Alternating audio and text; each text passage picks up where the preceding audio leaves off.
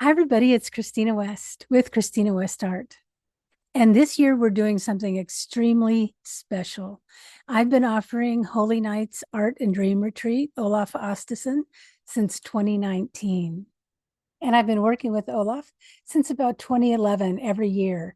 So I've created a book. It's on Amazon, and you can download that as a Kindle or you can buy the book.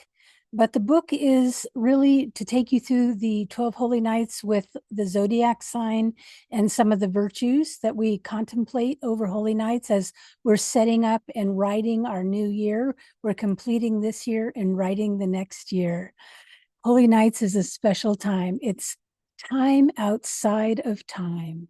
So typically you sign up for the class, which is actually the registration is open, and the class is dropped every night of the Holy Nights, whether you're joining us from New Zealand or Australia or Norway or the Philippines. And this year, I've released a number of esoteric dream work and working with the dead classes online, which are also available.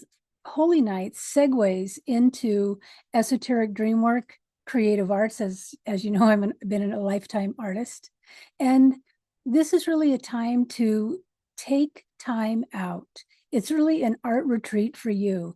It's about taking time out for yourself to get your watercolors out or your Sennelier pastels or your acrylic paints or your pencil or your Prismacolor pencils, which would be nice water activated Prismacolor pencils, and do a sketch of the poem, because what Olaf is experiencing is what every single one of us is going to experience sooner or later when we ourselves are initiated into the higher worlds and or a higher level of working the Olaf poem, the Dreamsong, is to read to the dead every night, to contemplate the poem to your loved ones who have passed over. And this comes down from many, many different traditions, but in the Western mystery traditions, it was Rudolf Steiner who was so strongly an advocate that the dead are with us, the so-called dead are with us, that they are helping us. And the way they can work with us consciously is if we read to them a spiritual text. And many people meet over Holy Nights and read sacred texts. And part of that training or practice is to read to the dead. And you think about them. You think about who you love and who's passed over and what their gesture was, how they laughed, how they walked, what they loved doing. And through thinking about the dead, even briefly before you start working with the poem, you build a bridge of an etheric bridge of love and gratitude. And that way, when you read your poem, because every night you want to read the poem and listen to the poem and build pictures in your mind of the poem and do a little art of where we are in the poem over the 12 holy nights. And that goes up like sweet corn to the people who have passed over, who take that into themselves as goodness, as spiritual strength. It forms a connection between you and those who have crossed over.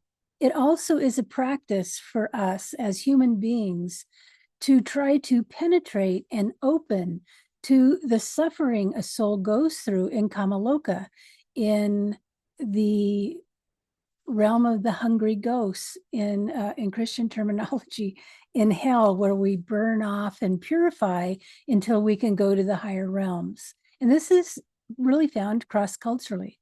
So this is really a sacred time to do art, contemplate the year we just are completing, and also what seeds are we planting for the next year.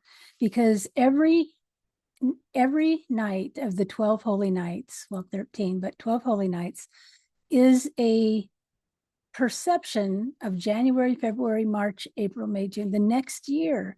So Holy Nights is twofold. It's a stream of time that's working in the now to the future, but also from the future here to what would be the past. So it's a working over the threshold consciously.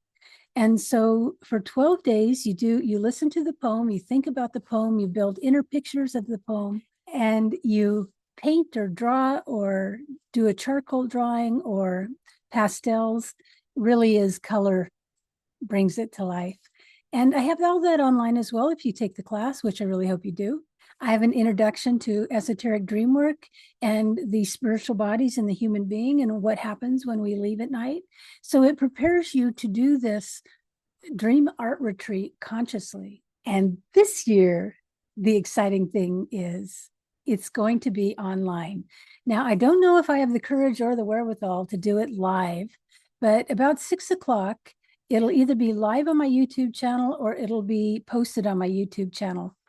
And it's going to be brief. It's going to be probably about 5, 6, 7, 8 minutes that I'm going to give you a prompt about where we are in the poem and how you could think about it, what you could be drawing to open Olaf up to the world. So Olaf falls asleep December 24th and he sleeps through January 6th, Epiphany.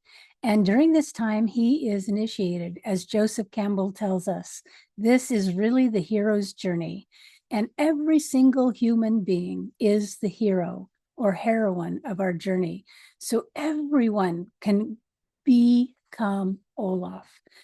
That it's an invitation for you to come and join us at ChristinaWestArt.com, the YouTube channel, which will either be live or recording, so you can follow us in a wee tiny picture of the deeper dive that we're doing in the class. And the registration is open. The class registration is open now until the 24th when we start and we close the doors, because those people who are doing Olaf are kept nice and tucked in doing their initiation Holynights. So thank you so much. This is Christina West, and you can find me at ChristinaWestArt.com. And that's Kristena. It's German, ChristinaWestArt.com. Thanks so much. I hope to see you in class. Otherwise, I'll see you during Holynights on my YouTube channel.